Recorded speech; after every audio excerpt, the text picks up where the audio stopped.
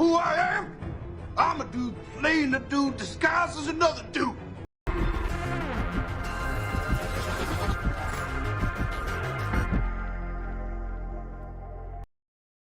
Is this a review? I don't even know if this is a review. It's a review. Doesn't matter if it's a review or not. I've got thoughts. Okay, so I finally got around to seeing Avatar: The Way of Water. And, oh boy. Don't get me wrong. James Cameron once again delivers a visual feast for the eyes and the imagination. I think this movie works best when it's focusing on the culture and the tribes of the native Na'vi, their relationship with the planet and the animals. We got a lot more of the relationship between them and the animals in this movie, where in the first movie it was more of a bond between them, where you have to tame, or at least for the tree people, at least for them, they have to tame the animals around them. So you see them going through these rituals where they jump on the back of the flying reptiles, and they have to like bond with it and then subdue it and get it under control. Whereas with the water tribe, they live more in symbiosis with the animals around them. Like, they treat the animals as an extension of themselves instead of just tools, where for the most part, the animals even have a level of intelligence where they can communicate back with the natives of like this tribe. That's dope as shit. I absolutely love that direction. Give me more of that. I'm interested more in the stories of the animals and the tribes and the interaction between the both of them. I was eating that shit up. That joint was great. Where this movie kind of sort of loses you is when it drags you kicking and screaming back into the Sullys bullshit. Because let me tell you right now, if I am the head of a tribe, my tribe is the water tribe. I'm just out here chilling. All I'm doing is hunting fish and knocking down my wife, watching my kids grow. And you landed on my doorstep and was like, hey, I got some people after me. You mind if I crash here for a bit? And I give you that authority? No, I wouldn't even give you that authority. Fuck that. Move on. Like, you and your family need to find like an abandoned island somewhere and set up camp there. Why are you here? Because Jake's whole thing is, well, I can't stay amongst the sky people anymore because if I stay with them, I'm gonna bring danger. So you bring danger to me? You bring danger to my tribe? Like, the selfishness. Because I'd have had to whoop your ass. Across the board, 100%. If you left your tribe and came all the way over to my tribe, and the reason why you left your tribe is, we got some dangerous people after me, man, and they're hunting me, and I didn't want to put my tribe in danger. You putting my tribe in danger. The fuck you doing here? Move on. Go somewhere else. Also, I feel as though the movie kind of drops there are a lot of story threads that this movie just simply abandons. For instance, right? The beginning of the movie, Jake's leading the tree people. And he's leading them on like these daring raids, hitting supply lines, choking the essence out of this like city the humans have essentially built. Okay, when Jake leaves, isn't your tribe fucked? Because you're basically the person who's coordinating efforts. You're sending people here, you're sending people there. You have your soldiers hitting this, and you have your other soldiers hitting that. Ground forces, air forces, like, you're the field marshal leading all these people. That combat, that war doesn't suddenly stop because you picked up all 5 people of your family and just simply leave and go somewhere else. That ground battle, that guerrilla fight continues, and it continues without like their ace strategists. So you're basically leaving your former tribe to fend for themselves while you go off and join a new tribe and bring bullshit and war to their doorstep. Now, an argument could be made that like bullshit and war was already on the way because of humanity's plan. I'm going to make a completely separate video talking about humanity's plan because I've got some questions. But for the most part, it's like all these issues started happening because you showed up. I have never wanted a protagonist to die more than I wanted Jake Sully to die. I really feel as though, at least The Way of Water has introduced 3 new characters that I really, really like. Both of his sons and his daughter. I don't remember the names off the top of my head. I enjoyed their whole story. I actually enjoyed the story of his youngest son a whole lot, because Jake's oldest son is trying to do right by his dad, because as the oldest, you know, you're trying to wrangle in all of your younger siblings. Sometimes you succeed, most times you fail. My boy was failing, and as an older child, I felt his frustration.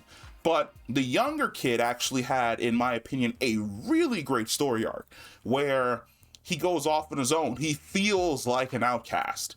And because of that, he ends up like joining and becoming friends with a fellow outcast. And then he's able to bond with and get the respect of the tribe a lot faster, in my opinion, than the rest of Jake's family does. And his story arc is great, where he sees where his rashness has gotten his family hurt, and he makes decisions that really puts them in danger. By the end of the movie, I wouldn't really say he's a completely different person, but he's learned from his experiences on what he's supposed to do and what he's not supposed to do. And he's also grown as a character. Space Jesus, I don't remember her name, the adopted one, you know exactly who I'm talking about. That is Space Jesus. I don't care what anybody says. She's all walking around like, I want to know who my daddy is. Your daddy is the planet. Your daddy is the whole planet. He snuck one in there when he killed your mom. Well, when your mom's passed away. Like, AWOL was like, look, her spirit may be gone, but his body is still here. Because that's the only way to explain it, right? Like, your mother technically died. She died in transfer to her Na'vi body. And AWOL was like, where I see loss, I see a freaky opportunity, and was like, you know what? Let's go ahead and add a little razzle dazzle right here. And now there's a baby. Yeah, no, your mama AWOL. Like, I don't care what anybody says. You've got like Jesus powers, because you see the difference in her character in comparison to everyone else, where she just has like this really powerful connection to the world around her, where things kind of react and gravitate towards her, to the point where like the new Na'vi that we encounter in the Water Tribe are like, yo, what's up with this girl? Like, how'd she do that? Usually it takes us like a couple months, but like all the animals is cool as shit with her. Yeah, nah, they cool as shit with her because they know she's Space Jesus. That is Space Jesus across the board, 100%. I'm interested to see where exactly her character goes. Also, there's a low-key level of annoyance, like I continue to say, with Jake from me, because yes, I am raising this child, but if this child starts speaking and the voice coming out of this child is the exact same as, I would say, one of my dearest friends, my brain will be like, you're just a reincarnation. That's what you are. Like, her soul didn't get sucked into AWOL. Maybe it did, but AWOL reincarnated you and just boop, put you right back inside of your own body. Immaculate Conception style. Like, you special, you mad special. And I feel as though there's a part of Jake that kind of knows this, because he has this conversation with her by the water where she's like, why do I feel so different from everyone else? Why do I have this great connection with AWOL? And I felt as though Jake wanted to really say, like, you know, maybe you are AWOL, or you're like a avatar of AWOL, just basically like in the flesh. But I like the fact that he was just like, you know, follow that feeling. Like, yes, you're different, embrace your differentness, embrace your weirdness. There you go. I like this movie. I think this movie is better than the first movie, but I feel as though the story retreads a lot of the stuff from the first movie, where it's like, hey, we're no longer like a fish out of water. It's basically fish out of water scenario again, where instead of trying to learn the ways of the tree folk, you are now learning the ways of the water folk. And once again, Quaritch is on that ass. Like, I actually like the fact that they brought Stephen Lang back. I think he did fantastic as Quaritch in the first movie. He's great again as Quaritch in this movie. I like seeing how he applied more or less marine training to basically bonding with the animals and completing the tree tribe's ceremonies. Also his connection with his son. His son is a good addition to this movie as well, because he really integrates extremely well with the tribes. Like, he shows up, he's really fluent at speaking the language. He has the markings all over his body. I like the fact that when he encounters other natives, especially the water natives, they react to him and speak to him as though he's just another person, another guy, instead of going like, ah, yes, the sky demon. Or something along those lines. That doesn't happen. I like his integration in the story. My whole thing is, my man is always living on a knife's edge, because all it takes is one chip or one break and that mask goes and your ass is done.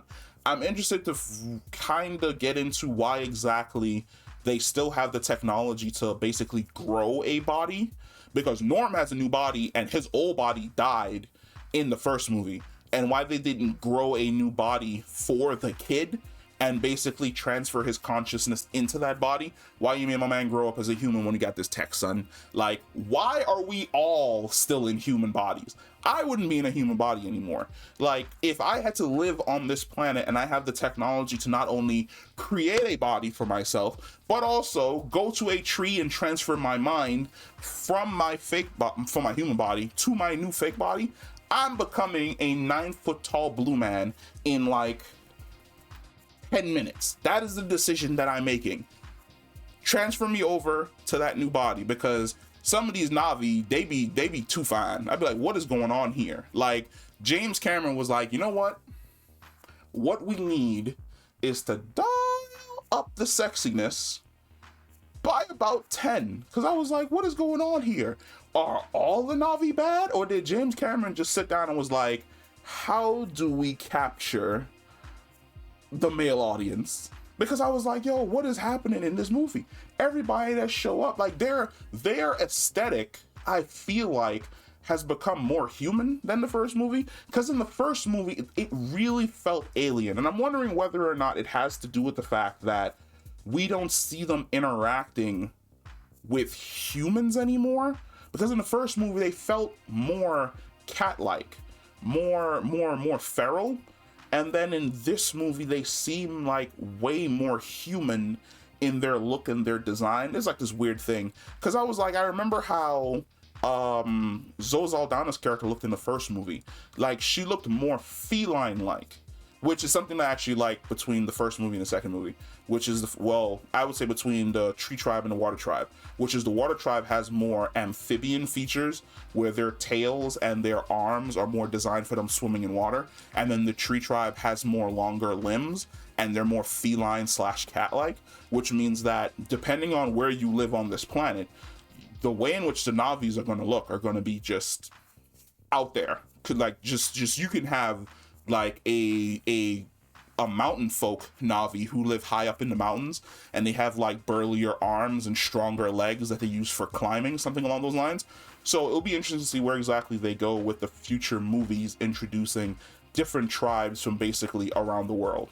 But in this movie, it really felt as though now that there wasn't a constant human presence, or should I say human and Na'vi presence, walking around each other on the screen, you really don't get to see just how drastically different the Na'vi are from humans. Whereas when Jake interacts with them, you're like, damn, she's big. And like her hand was like basically like his entire face during that final scene. In this one, it feels as though he kind of shrunk them down slightly to get a more human aesthetic, or maybe that's just me. But I enjoyed this movie. This movie was dope. Like I said, it has its story issues. I think the strongest part of this movie is definitely the cultures, the bonding that they do with the animals in the world, the mystery of exactly what exactly AWA is, and then a few of the mysteries that they set up that I figure they're going to get into further on down the line. I enjoyed it. I'm probably going to pick it apart a little bit in a couple more videos, but let me know what you thought about Avatar: The Way of Water, and I will catch you in the next one. Peace.